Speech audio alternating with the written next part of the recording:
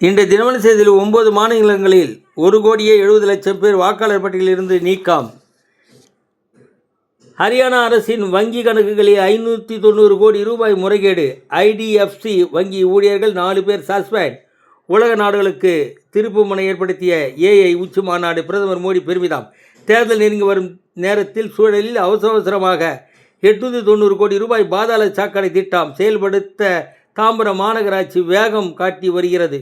பணம் பத்தும் செய்யும். அதனால்தான் இந்த வேகம், அவசரமும் கூட. மணலி புதுநகர் பேருந்து நிலைய வளாகம் 10 கிரவுண்ட் நிலம் ஆக்கிரமிப்புக்குள்ளாகும் அபாயம் ஏற்பட்டுள்ளது.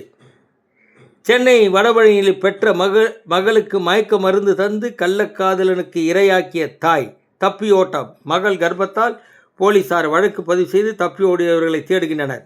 வியாசர்பாடி ரவீஸ்வரர் கோவில் மகா கும்பாபிஷேகம் விமரிசை. வணக்கம்.